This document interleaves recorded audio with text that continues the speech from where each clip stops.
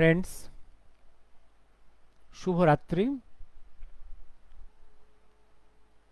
Am I audible? Am I visible? Am I audible? Am I visible?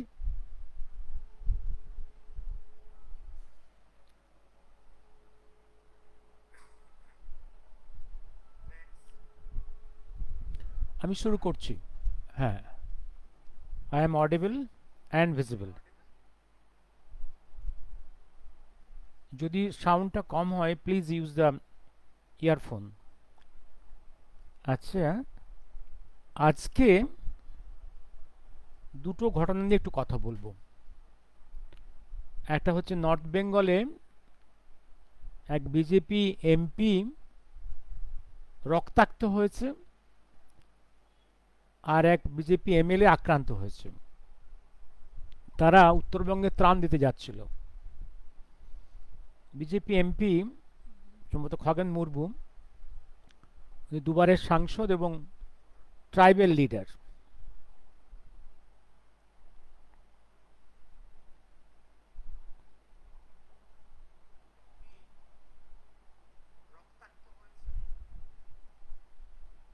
Tribal leader রক্তাক্ত হয়েছেন ত্রাণ দিতে যাওয়ার পথে। এখানে একটু কথা বলবো। আর একটু কথা বলবো, সুপ্রিম কোর্টে সিজিআই চিফ জাস্টিস অফ ইন্ডিয়াকে জুতো ছোড়ার অ্যাটেম্প্ট হয়েছে। এই দুটো একটু একটু করে বলবো। দেখুন, এই যে অপোজিশন লিডারদের ত্রাণ দেওয়ার অধিকার, অপোজিশন কোনো বা এমনি রুলিং পার্টির নয়, এরকম কোনো সংস্থার বা কোনো ব্যক্তি বা কোনো পার্টির ত্রাণ দেওয়ার অধিকার বহু আগেই পশ্চিমবঙ্গ থেকে চলে গেছে। আমি ইতিহাস দিয়ে শুরু করি। 1977-এ বামফ্রন্ট ক্ষমতায় এসেছিল। 78-এ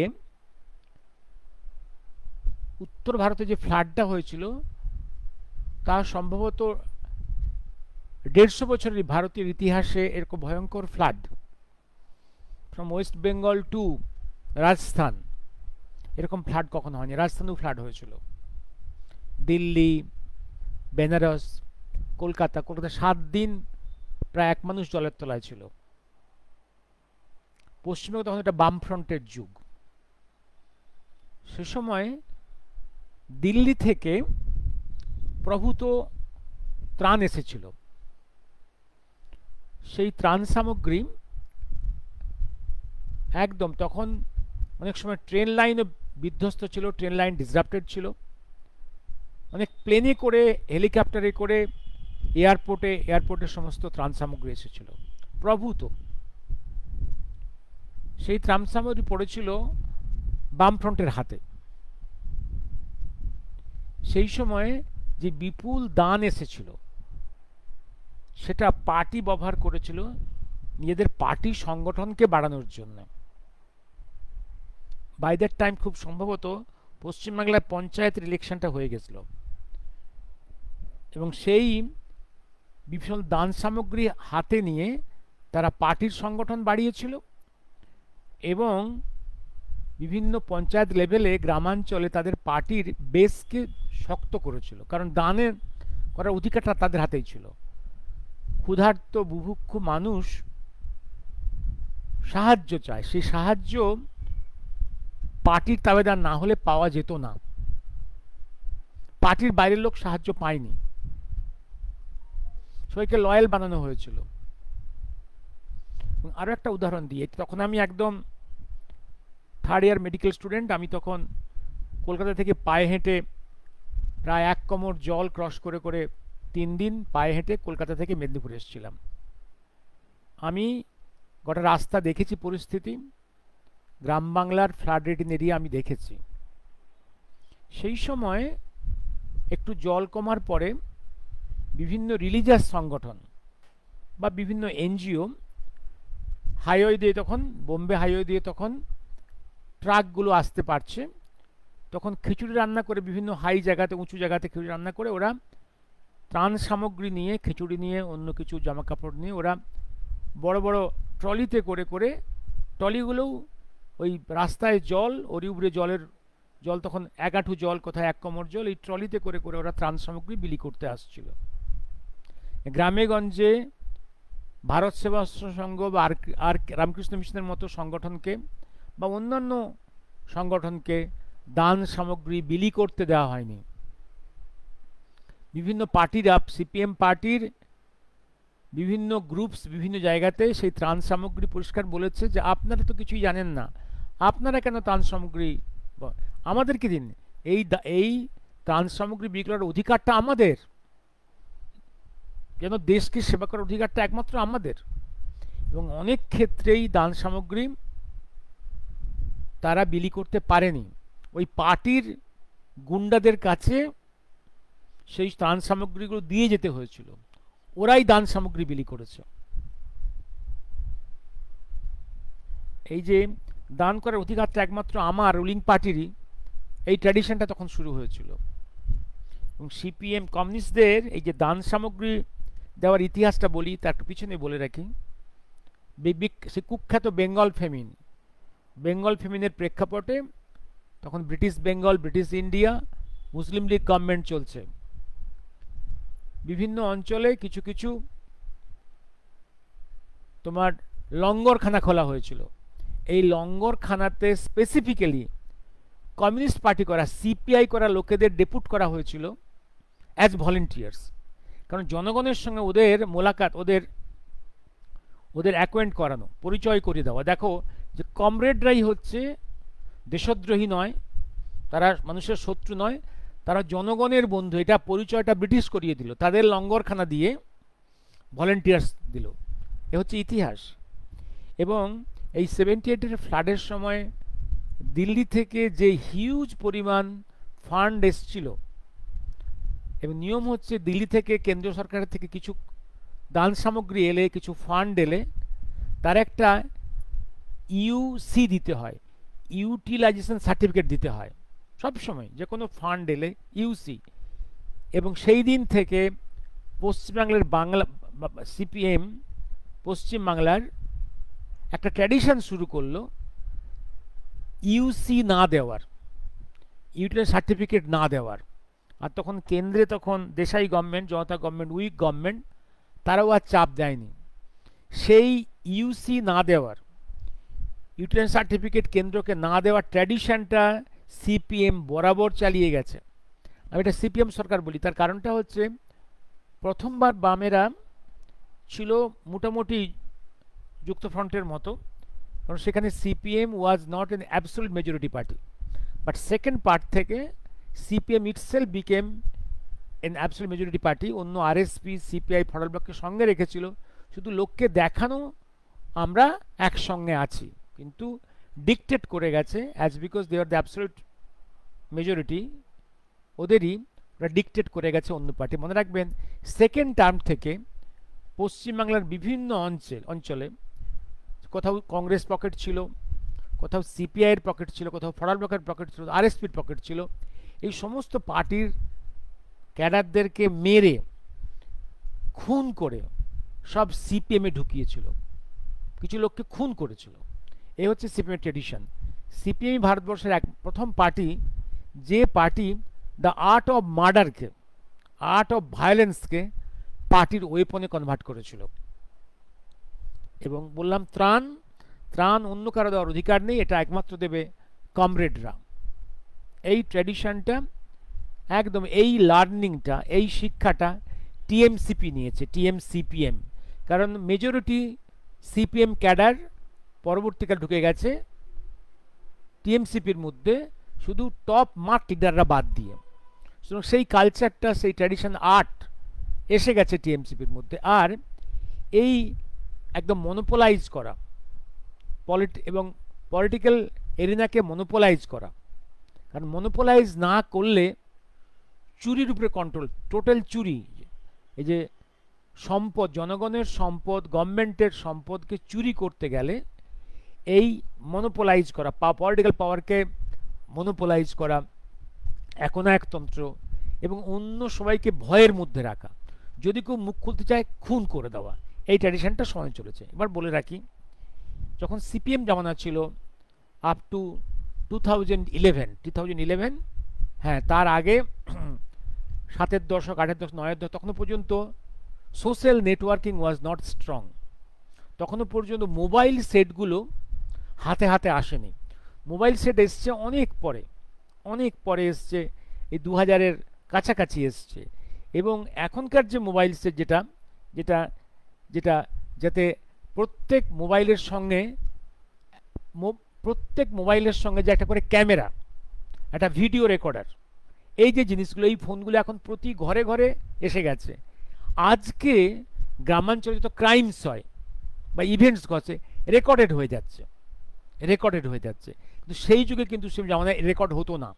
সুতরাং সে সময় ডজন ডজন মানুষকে খুন করেছে ওরা, গর্তে গেড়ে দিয়েছে, লোকে শুধু জেনেছে শুনেছে, রেকর্ড রাখেনি, রেকর্ড রাখতে পারেনি, কারণ হাতে হাতে আজকের যে এই মোবাইল সেটগুলো ছিল না। এবং তখন খবরের কাগজে বা গ্রামাঞ্চলের খবরের কাগজে এগুলোকে প্রকাশ করা সম্ভব ছিল না। তার কারণ গ্রামাঞ্চলের যারা এডিটর বিভিন্ন জার্নালসের ডিস্ট্রিক্টসে, তাদের পক্ষে সাহস করে এই মার্ডারগুলোকে প্রকাশ করা সম্ভব ছিল।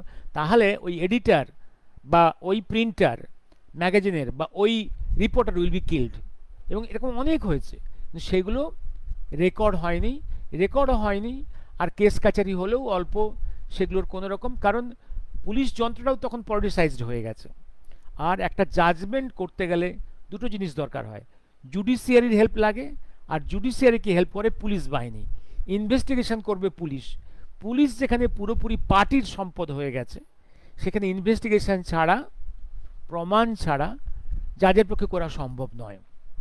এবার বলে রাখি আরেকটা জিনিস, এবার বেঙ্গলের জুডিশিয়ারি কীরকম। বেঙ্গলের জুডিশিয়ারি একটা পার্ট লোয়ার জুডিশিয়ারিকে কারা অ্যাপয়েন্ট করে।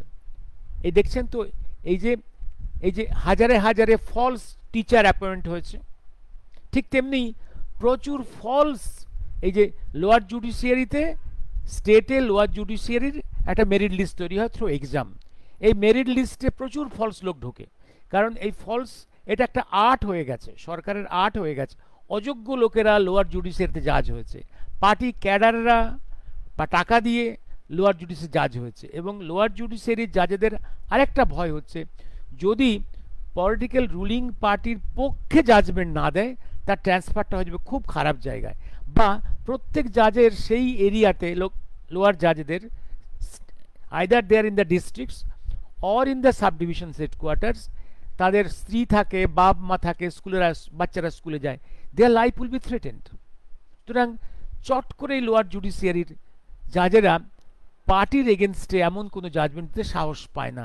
আর ক্রিমিনালসরা সবসময়, কি সিপিএম জামানা কি আজকের জামানাতে, ওরা পার্টির সম্পদ।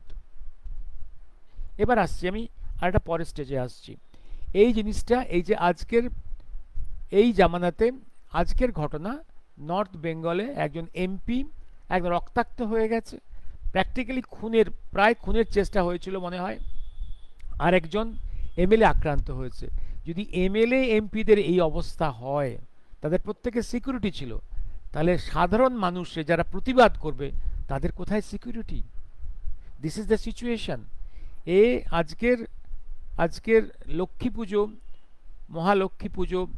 মহালক্ষ্মীর কাছে পশ্চিমবাংলার সম্পদ কামনা করি। দুর্ভাগ্য, আমাদের বোধহয় আমাদের অনেক পুরনো পাপের আমাদের প্রায়শ্চিত্ত করতে হবে।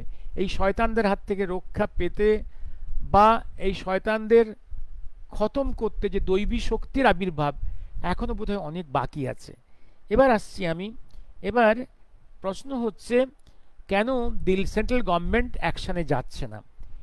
এই জায়গাটা, এই প্রশ্ন বহুবার অনেকে করেছে। একটা জিনিস কি, একটা সেন্ট্রাল গভর্নমেন্টের কাছে এখন তাদেরকে দেশের স্বার্থ রক্ষা করতে হবে।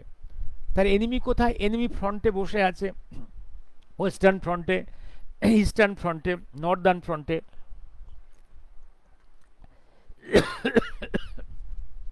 এবং তার থেকেও বেশি ইন্ডিয়ার মধ্যে ভেতরে অসংখ্য শক্তি বসে আছে, যারা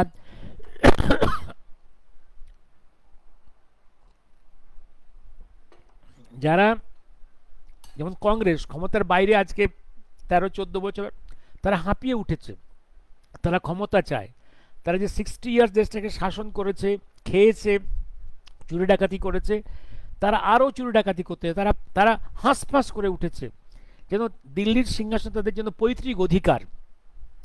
তারাও শয়তানি করছে, দেশের শত্রুদের সঙ্গে মোলাকাত করছে, এবং টিএমসিপির মতো বা ডিএমকের মতো এই দলগুলো, আপ, ডিএমকে, এদিকে টিএমসিপি, কংগ্রেস, এগুলো সবাই হচ্ছে ব্রেক ইন্ডিয়া পার্টি বা এনিমি অফ দ্য কান্ট্রির কোঅপারেশন, সব বন্ধু। এবং ডিরেক্টলি যেহেতু friends of the enemies of this country, এরাও দেশের শত্রু। এই শত্রুর মোকাবিলা করাটা, এটা ফ্যাসিজম এর দীর্ঘদিন ধরে আমাদের স্টেট এটা চলেছে। হ্যাঁ, কারণ ভারতবর্ষের অন্য কোনো স্টেটে প্রায় 40 ইয়ার্স এই ব্লাডবাথ বন্ধ হয়ে গেছে। ইউপিতে বন্ধ হয়ে গেছে, বিহারে বন্ধ হয়ে গেছে, ঝাড়খণ্ডে কমে গেছে, উড়িষ্যায় কমে গেছে। একমাত্র ওয়েস্ট বেঙ্গলে এই রক্তাক্ত ফ্যাসিজম কন্টিনিউয়াস চলে এসছে। ইন্ডিয়ার এই জায়গাগুলো ছিল কিছু কিছু জায়গাতে, এটা এই ইলেকশন রিলেটেড এই ফ্যাসিজম, এই রক্ত স্নানটা এই পশ্চিমবাংলাতেই মোর দেন 40 ইয়ার্স কন্টিনিউয়াসলি চলছে। প্রথম শুরু করেছিল সিপিএম, তারপরে টিএমসিপিটা কন্টিনিউ করছে, এবং আজকে টিএমসিপি আরও আরও আরও আনমাস্কড হয়ে গেছে, কারণ ওরা বুঝে গেছে পুলিশ ওদের কন্ট্রোলে, জুডিশিয়ারি ওদের কন্ট্রোলে। কারণ local জাজেস in the lower judiciary, in the subdivision, in the districts fall under the lower judiciary, তাদের সিলেকশন এবং posting, transfer all in the hands of the ruling party. এইটা তাদের কনফিডেন্স, পুলিশ তাদের হাতে, হবে না ইনভেস্টিগেশন, এই যা কনফিডেন্স। আজকে প্রকাশ্যে এই খুন খারাপিগুলো হচ্ছে। আর একটা জিনিস, প্রত্যেক গ্রামের হাতে হাতে মানুষের এই ক্যামেরাগুলো এসে গেছে, এভরিথিং বিং রেকর্ডেড। কিন্তু রেকর্ড হওয়া সত্ত্বেও তার উপরে পুলিশি ইনভেস্টিগেশনের প্রয়োজন হয় হেল্প, আর জুডিশিয়ারি হেল্প প্রয়োজন হয় একটা সুস্থ জাজমেন্টের জন্য, সেটা পাচ্ছি না। এবার হায়ার জুডিশিয়ারি চুপ কেন, সেন্ট্রাল গভর্নমেন্ট চুপ কেন, এই প্রশ্ন আসছে, এইখানটা আসছি। হায়ার জুডিশিয়ারির majority of the almost only few judges are career judges, that means promotee judges. Those who are from the lower judiciary promoted to higher judiciary, there is only a few in the high courts and supreme courts. Majority is through collegium system, Congress যুগের collegium system. এই collegium সিস্টেমটা একটা কংগ্রেস যুগের একটা অদ্ভুত যোগাকেচুরি, একটা নোংরামি, এবং এদের কোনো অল ইন্ডিয়া পরীক্ষা দিতে হয় না। এখানে অত্যন্ত লো মেরিটের লোকেরা প্রবেশ করে, যাদের কোনো ইন্টিগ্রিটি নেই। এই লোকগুলো সেন্ট্রাল গভর্নমেন্ট, এই এনডিএ গভর্নমেন্ট ক্ষমতা আসার পরেই ওরা পার্লামেন্টে একটা বিল নিয়ে এসেছিল, পাশও করতে পেরেছিল, যে একটা অল ইন্ডিয়া পরীক্ষা দিয়ে একটা হায়ার জুডিশিয়ারি সিলেকশন হবে।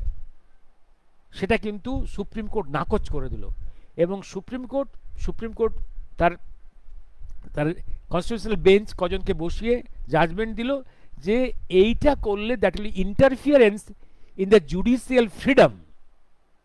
এই নাটকটা তারা করছে, দেখা যাক ভবিষ্যতে কি হয়। এবার দেখা যাক, অযোগ্য অপদার্থ প্রচুর হাইকোর্ট সুপ্রিম কোর্ট জাজ আছে, যাদের ইন্টিগ্রিটি নেই, যারা অত্যন্ত করাপ্টেড, ইমমরাল। এইবার তারা হচ্ছে সব কংগ্রেস জামানার লোক, কংগ্রেস মাইন্ডেড।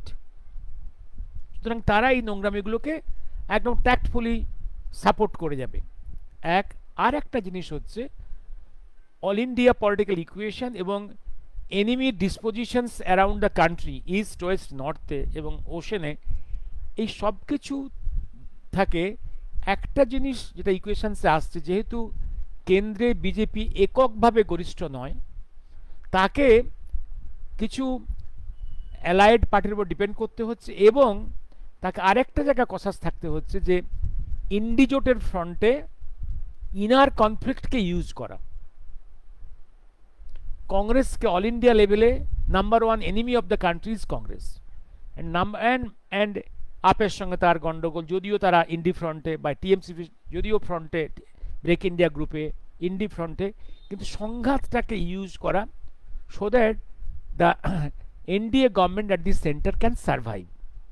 অ্যান্ড একই সঙ্গে কখনো কোনো ম্যাচিওর পলিটিশিয়ান একই সঙ্গে মাল্টিপল ফ্রন্টে যুদ্ধ করে না।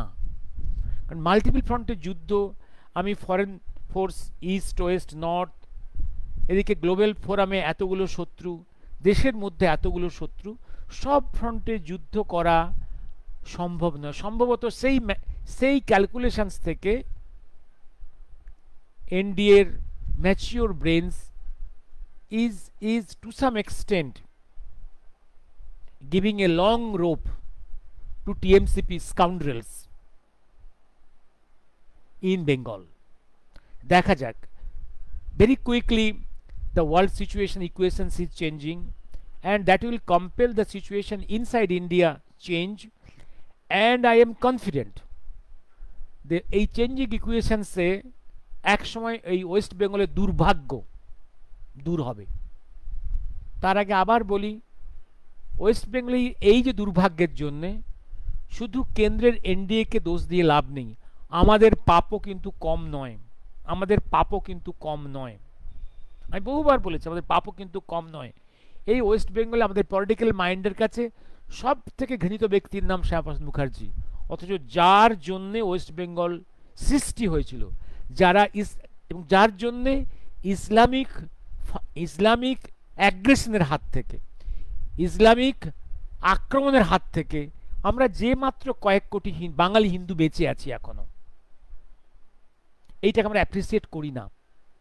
আমরা সুভাষ বোসকেও তো গ্রহণ করিনি। আমরা কাকে গ্রহণ করেছিলাম? যে Congress was criminal for India partition, যে Congress was criminal to embolden Muslim League, তাকে আমরা 25 ইয়ার্স ক্ষমতা দিয়েছিলাম to rule this West Bengal.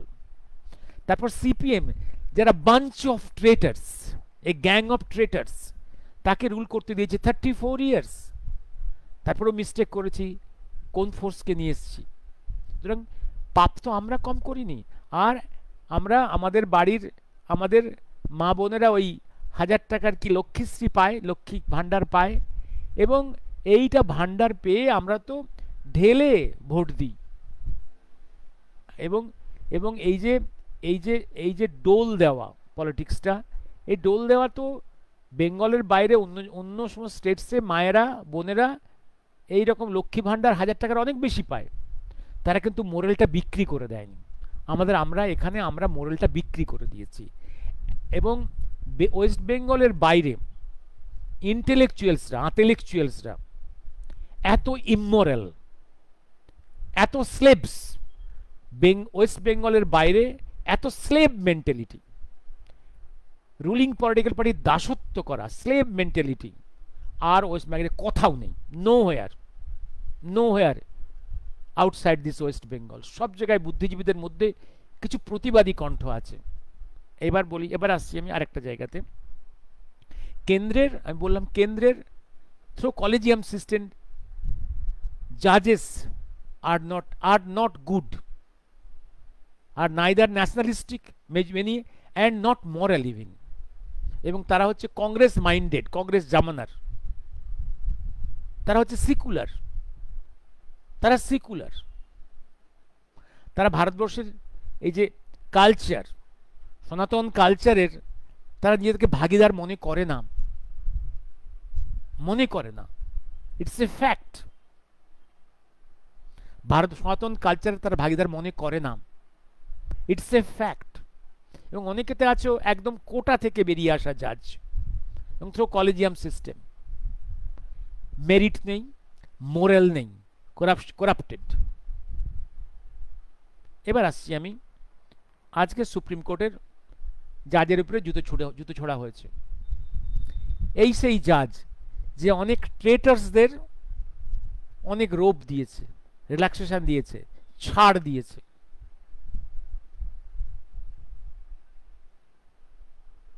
হ্যাঁ, এবং সব থেকে একটাই এক্সাম্পল হচ্ছে যে এই যেটা খুব সনাতনী মাইন্ডে খুব আঘাত করেছে, সম্ভবত সেন্ট্রাল ইন্ডিয়ার একটা বিষ্ণু মন্দিরের কোন অ্যান্টি হিন্দু গ্রুপস একসময় বিষ্ণুর মুখটা ভেঙে দিয়েছিল, সেটা রিপেয়ারের জন্য একটা অ্যাপিল এসেছিল কোর্টে। During discussion in the court, এই জাজ এই মন্তব্য করেছে, বিষ্ণু, আপনি তো বিষ্ণুর ভক্ত, তো বিষ্ণু অবতার তো শক্তিশালী, তিনি তাহলে নিজের মুখটা নিজে বসিয়ে দিক না কেন? Such N insult. উনি জীবনে কখনো অ্যাবাউট মোহাম্মদের কথা বলতে পারবেন?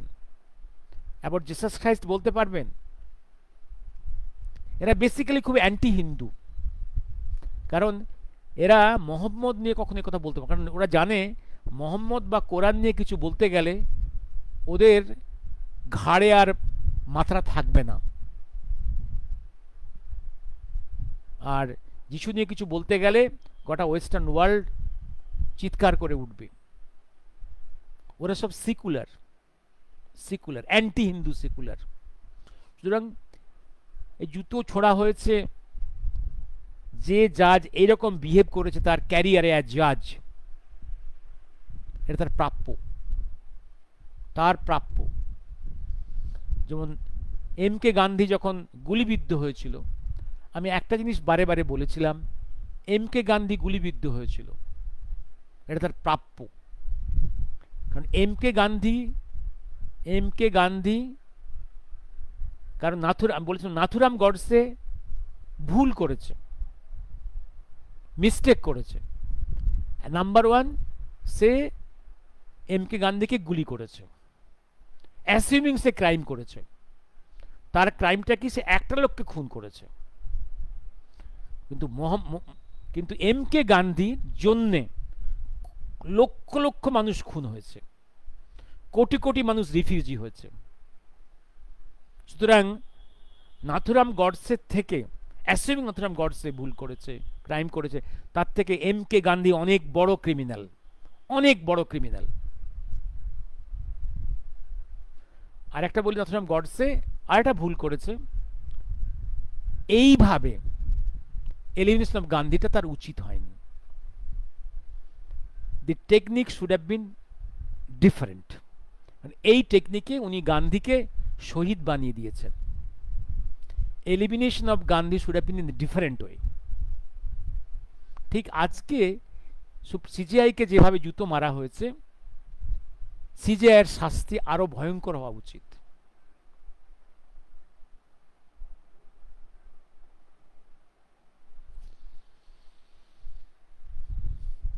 যার মোহাম্মদ কোরআন নিয়ে একটা কথা বলার মুরদ নেই, যার বাইবেল যিশু নিয়ে কথা বলার মুরদ নেই কিছু, তার হিন্দুদের নিয়ে সৎ এত কথা বলার এত এত নোংরামি কিসের, দুঃসাহস কিসের? শুধু প্লিজ করা। কারণ মুসলিম ওয়ার্ল্ড আছে 150টা মুসলিম কান্ট্রি, 150টা খ্রিস্টিয়ান কান্ট্রি, আর 57খানা মুসলিম কান্ট্রি। এই কান্ট্রিগুলোর হাততালি পাওয়া, দেখো লোকটা কত সিকুলার, কি দুঃসাহস! নিজের নামটা হিন্দু হওয়া সত্ত্বেও কিভাবে হিন্দুদের গালিগালাজ করে, অ্যাবিউজ করে, কি মহান! এই হাততালি করানোর জন্যে, আর বিদেশে গিয়ে মালা পরার জন্যে, অ্যাওয়ার্ড পাওয়ার জন্যে, আর সেই সঙ্গে অন্য কিছু গেমস বোধহয় আছে, অন্য কিছু পাওনা আছে বোধহয়।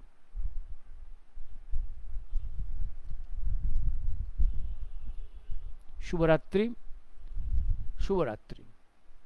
আধ ঘন্টা হয়ে গেছে, শুভরাত্রি। হ্যাঁ, কি আছে? এই জজের অনেক বদনাম আছে, এরা সুপ্রিম কোর্টের রায় মানে না, এরা বেপরোয়া।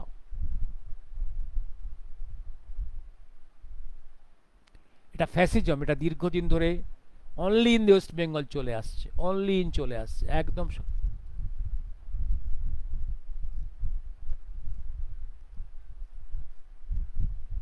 শুভরাত্রি।